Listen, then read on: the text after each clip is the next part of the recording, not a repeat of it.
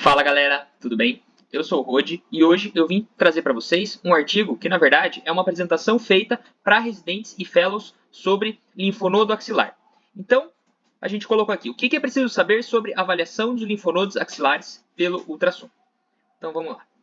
Igual eu falei, essa aqui é uma apresentação que a gente vai deixar o link disponível para vocês depois dela completa, ok? E ela é sobre essa avaliação dos linfonodos ali axilares para a gente diferenciar os benignos, dos malignos e tudo mais, ok? Então, como é que a gente decidiu dividir essa apresentação de acordo também com o que trazia o artigo? Tá? Então, primeiro a gente vai falar sobre a introdução, depois os objetivos do artigo, em terceiro lugar os conceitos-chave, que são as coisas que a gente tem que sair daqui dessa breve aula sabendo, em relação à anatomia axilar, depois os diagnósticos diferenciais de linfadenopatia axilar unilateral e bilateral, as outras massas axilares palpáveis que podem mimetizar um linfonodo axilar, a linfadenopatia no rastreamento do câncer de mama feito com mamografia e, por último, um resumão, um apanhado geral para a gente conseguir fechar esse resumo do artigo bem, ok? Então, começando pela introdução. Então, o que a gente tem? O que é a linfadenopatia axilar, né? Ela é frequentemente encontrada no rastreio e na investigação diagnóstica do câncer de mama. E ela tem também um grande espectro de apresentação. Então, esse linfonodo alterado, que linfonodo axilar que esteja alterado, ele pode se apresentar de diversas maneiras que a gente vai ver aqui hoje. Então, a gente saber que é frequente a gente se deparar com isso, com essa doença do linfonodo ali axilar, e a gente tem que saber reconhecer quando que ele vai estar alterado.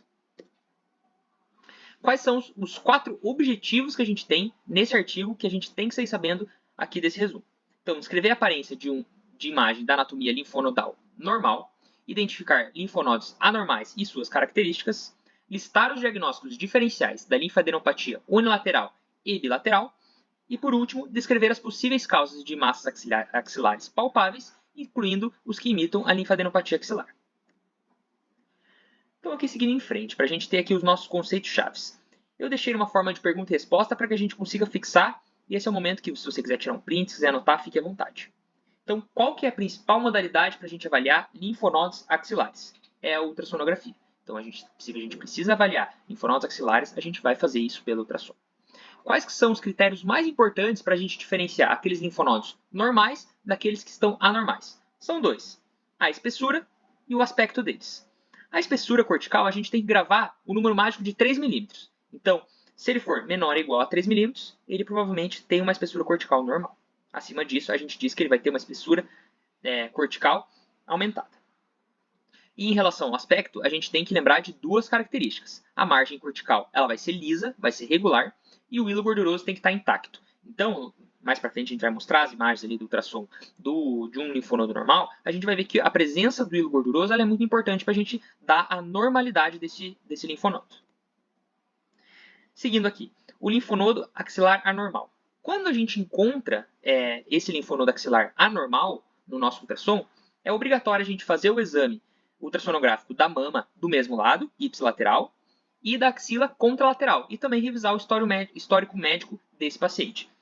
Aqui eu coloquei só de uma maneira breve, depois a gente vai dar mais diagnósticos diferenciais, se for uma linfadenopatia unilateral ou bilateral. Unilateral, a gente pensa mais em câncer de mama, principalmente câncer de mama, que é muito prevalente, metástase, celulite infecciosa, entre outros. Uma linfadenopatia bilateral, a gente tem que considerar a possibilidade de um processo sistêmico. Então, o linfoma, o HIV, uma doença autoimune ou uma doença do tecido conjuntivo. Então, isso é mais comum que cause uma linfadenopatia bilateral.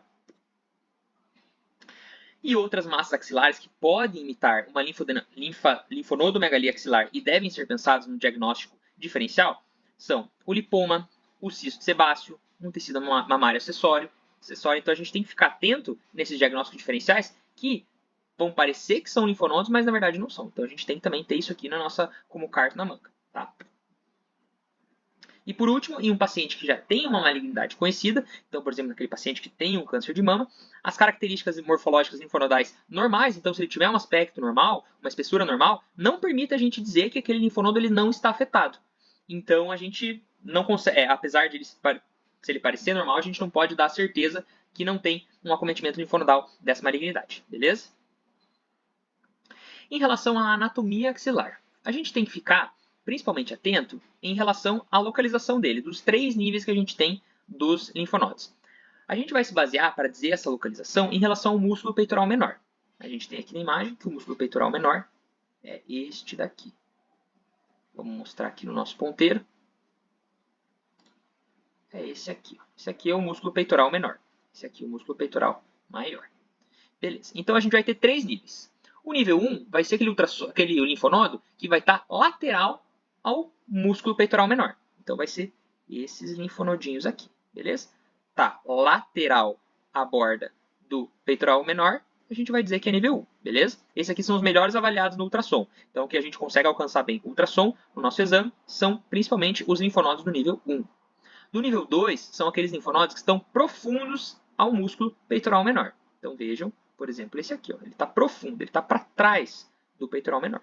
E nível 3, aqueles que estão mediais ao músculo. Então, a gente vai pegar a borda medial do peitoral menor, o que tiver para medial é nível 3. Então, nível 1, lateral, nível 2, profundo, nível 3, medial. Okay? Isso aqui vai ser muito importante quando a gente for descrever esse linfonodo.